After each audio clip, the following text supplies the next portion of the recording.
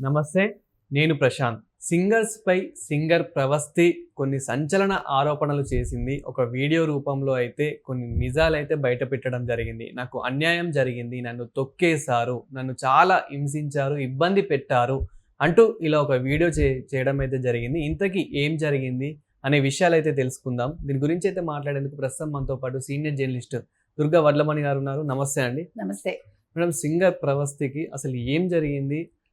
నన్ను తొక్కేశారు, నన్ను అసలు ఎదగనివ్వలేదు, ఎక్స్పోజింగ్ చేయమన్నారు అంటే ఇలాంటివి చెప్పడం అయితే జరిగింది. అసలు నిజానికి ఏం జరిగింది అంటారు? అది అమ్మాయి ఒక వీడియో రిలీజ్ చేశారు. ప్రవస్తి అనే అమ్మాయి చిన్నప్పటి నుంచి సింగర్గా ఎదిగారు. ఆవిడ మంచి పాటలు పాడింది ఆవిడ.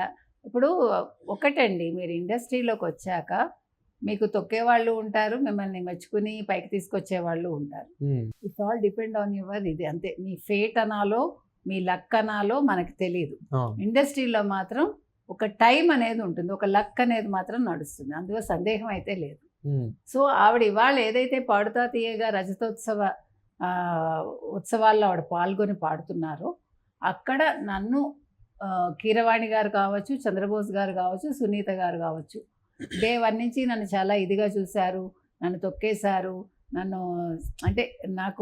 నన్ను ఎలిమినేట్ చేశారు అనేది ఆవిడ ఆరోపణ. ఇప్పుడు ఆవిడ చాలా అంటే మీరు జడ్జెస్గా పనికిరారు, మీరు అక్కడ కూర్చోకండి. తర్వాత జ్ఞాపిక ప్రొడక్షన్స్ వాళ్ళ మేనేజరా ఎవరు అతను సరిగా లేడు, నన్నేమో బొడ్డు కిందకి చీర కట్టుకోమన్నాడు, ఎక్స్పోజ్ చేయమన్నాడు, డ్యాన్స్ చేయమన్నారు. తర్వాత వాళ్ళకి స్పాన్సరర్స్ ఎవరు ముందుకు రాకండి. How can she say that? ఓ చిన్న అమ్మాయి అట్లా మాట్లాడటం అనేది నాకైతే చాలా ఆశ్చర్యంగా ఉంది. అంటే జరిగిందే చెప్తుంది అనుకోవచ్చు కదా. అలా ఎలా అనుకుంటారు? ఇప్పుడు ఏమండి, ప్రతి ఇండస్ట్రీలోనూ మీకు మంచి చెడు రెండు ఉంటాయి. ఇప్పుడు మీ దృష్టిలో ఇప్పుడు అమ్మాయి ఇంతకుముందు చాలా వాటిలో పాల్గొంది కదా. ఇప్పుడు తమిళంలో కూడా పాడింది, తమిళంలో కూడా అమ్మాయి ఎలిమినేట్ అయింది. అంటే వాళ్ళు జడ్జెస్ నా గురించి మంచిగా మాట్లాడారు కాబట్టి నేను మాట్లాడలేదు అంటుంది. అందరి జడ్జెస్ ఒకేలా ఉండాలనే ఉందండి. ఇప్పుడు మీరు ఒకరికి నచ్చచ్చు, నచ్చకపోవచ్చు, దానికి ఎవరు కర్త కర్మ క్రియ కాదు. ఇప్పుడు నేను మాట్లాడుతున్నాను, నా మాటలు ప్రతివాడికి నచ్చాలని ఏమైనా ఉందా? అలా నేను అనుకోవటం కూడా నా పొరపాటు. ఇప్పుడు నేను చెప్పదలుచుకుని చెప్తాను, అది కొద్ది మందికి నచ్చుతుంది, అందరికీ నచ్చాలని లేదు. Very few people may like it, అంతే. మీకు 100%లో ఒక 20% నా మాటలు నచ్చేవాళ్ళు ఉంటారు, 80% నచ్చని వాళ్ళు ఉంటారు. దానికోసం నేను వీడియోలు చేస్తున్నాను, మీరు చూడటం లేదు, నేను ఆత్మహత్య చేసుకుంటాను, నాకు ఏదైనా అయితే మీరు రెస్పాన్సిబుల్ అంటానా? ప్రజల్ని అంటానా? ఇప్పుడు అమ్మాయి ఏమంటుంది, నేను అందరూ పెద్దవాళ్ళ పేర్లు తీశాను, నేను ఇండస్ట్రీ వదిలేదలుచుకున్నాను కాబట్టి నేను ధైర్యంగా మాట్లాడుతున్నాను, నేను కీరవాణి గారు ఇలా చేశారు, లేకపోతే ఆయన పాడితేనే ఆయనకు నచ్చుతుంది, చంద్రబోస్ది పాడితే చంద్రబోస్కి నచ్చుతుంది. ఏంటిది? నాకైతే అమ్మాయి మాటలు నాకు నచ్చలేదండి. అంటే చిన్నపిల్ల పెద్ద నోరులాగా అనిపించింది నాకు. వెనకాల ఎవరో ఉండి మాట్లాడిస్తున్నారు ఏమో, నా ఫీలింగ్ అది. నీకు అర్థమైందా? అదేవిధంగా ఇప్పుడు ఎవరైతే జడ్జెస్ ఉన్నారో ఈ జడ్జెస్లో కూడా ఇప్పుడు నేను ఎప్పుడైతే స్టేజ్ మీదకి వెళ్తానో, స్టేజ్ మీదకి వెళ్ళగానే సునీత గారు అయితే అసలు నన్ను పట్టించుకోరు, ఏదో ఒక రకంగా చూస్తారు. మిగతా 2 జడ్జెస్ నేను పాడిన తర్వాత మంచి పాజిటివ్ రివ్యూ ఇచ్చినా కానీ సునీత మాత్రం ప్రతి దాంట్లో ఏదో ఒక లింక్ పెడుతుంది, ఏదో ఒకటి మాట్లాడుతూ ఉంది. అంటే టార్గెట్ చేసినట్టు, అంటే ఇలా ఉంటుందా? టార్గెట్ చేసినట్టు నాకు తెలిసి ఉండదండి. మీరు కావాలంటే మీరు ప్రతి ఎపిసోడ్ గమనించండి. ఇప్పుడు నేను సరిగమప వస్తుంది మీకు తమిళ్లో, తమిళ్లో వస్తుంది. అందులో చిన్న చిన్న పిల్లలు అందరూ అద్భుతంగానే పాడతారు. ఒక జడ్జిమెంట్ ఇచ్చే వాళ్ళకి అది ఎంత కష్టం అండి.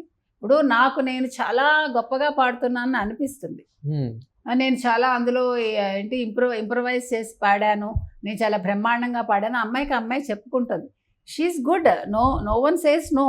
బట్ నీకంటే బెటర్ పాడేవాళ్ళు ఉండొచ్చు కదా, why can't you take that? మీరు ఇవాళ సడన్గా ఒక జడ్జెస్ని మీరు క్రిటిసైజ్ చేస్తున్నారు అంటే డెఫినెట్గా మీ వెనకాల ఎవరో ఉన్నారు.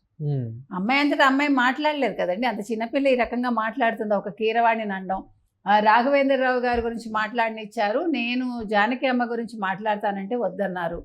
అక్కడ రెలవెన్స్ చూసుకోవాలి. ఇప్పుడు ఒక చోటకి వెళ్ళినప్పుడు ఇర్రెలవెంట్గా నేను మాట్లాడతానంటే అక్కడ కుదరదు, నాకు నచ్చింది కాబట్టి. ఇప్పుడు మీరు నా గురించి పొగిడారనుకోండి, నేను ప్రతి చోటకి వెళ్ళి ఆవు వ్యాసలాగా ప్రశాంత్ గురించి మాట్లాడతానంటే ఈజ్ ఇట్ రెలవెంట్? లేదు, అది వ్యక్తిగతం. అది నీకు ఆ రోజు నీ అనుభవం ఆవిడతో అట్లా ఉంది, దట్స్ ఓకే. కానీ అది నువ్వు ఇక్కడ తీసుకొచ్చి చెప్పడానికి అసందర్భంగా ఉంటుంది అది. కాబట్టి ఆ అమ్మాయి ఇవాళ మీకు ఏది చెప్పినా ఏది మాట్లాడినా నాకైతే చిన్నపిల్ల ఈ రకంగా మాట్లాడటం అనేది ఆశ్చర్యం వేసింది. బాడీ షేమింగ్ చేశారు అంటుంది. మరి ఎవరు చేశారు? అంటే ఆ అమ్మాయి విన్నానని చెప్పలే. మీరు ఒకటి గుర్తుపెట్టుకోండి, బాడీ షేమింగ్ విషయంలో వాళ్ళు మాట్లాడితే అక్కడ ఉండే ప్రేక్షకులు విని ఈ అమ్మాయికి చెప్పారంటాను. Okay, you take that. ఇప్పుడు మీరు నన్ను అంటే నేను వింటే అప్పుడు నేను మిమ్మల్ని అడగాలి ఏదైనా సరే. తర్వాత వాళ్ళు వెళ్ళిపోయారు జడ్జిమెంట్ ఇచ్చేటప్పుడు, వెళ్తారు, నీకెందుకు, అది నీకు సంబంధం లేదు. నీ జడ్జిమెంట్ ఇచ్చారా లేదా అంతవరకే.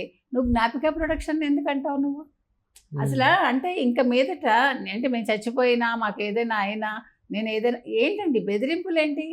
మీరు ఒక ఈవెంట్కి వచ్చారు, మీకు ఇష్టమయ్యి ఈవెంట్లో ఏదైనా ఉండొచ్చు, మీరు ఎలిమినేట్ అవ్వచ్చు, లేదు మీరు నెగ్గచ్చు అక్కడ. అది ఎవడో ఏం చెప్పలేడు. దానికోసం వాళ్ళని బెదిరిస్తాను, జడ్జెస్ని అంటాను. ఏమండి ఈటీవీలో అది వేరే వాళ్ళకి ప్రొడక్షన్ ఇస్తున్నారు కరెక్టే, కానీ ఈటీవీకి అని ఒక పద్ధతి ఉంటుంది కదా, ఆ పద్ధతి ప్రకారమే ఉంటాయి ప్రోగ్రామ్స్. కొన్ని అట్లీస్ట్ 80% పైనే బాగుంటాయి.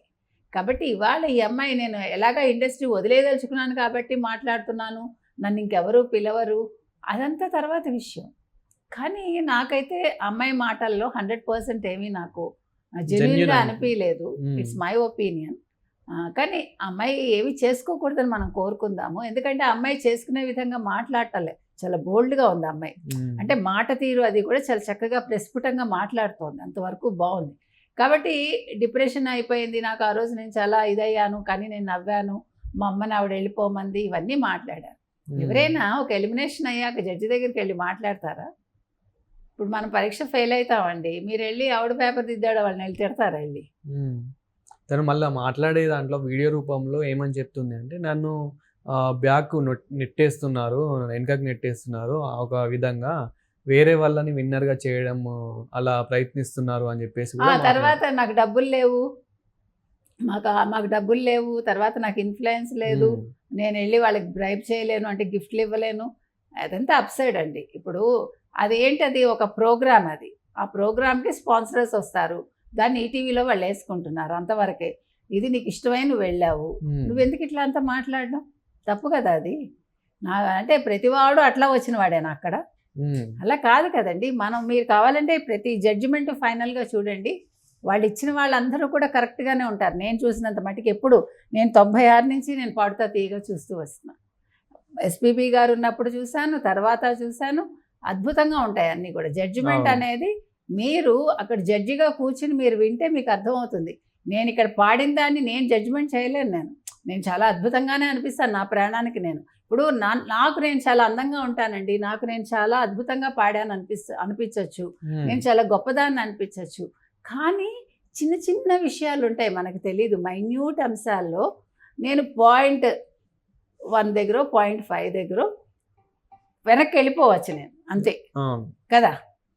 అది ఎవరని చెప్పలేం మనం. కాబట్టి ఇవాళ ప్రవస్తి అని అమ్మాయి, ఆ అమ్మాయి మాట్లాడిన మాటలు మాత్రం చాలా పెద్ద మాటల్లాగా అనిపించాయి నాకు.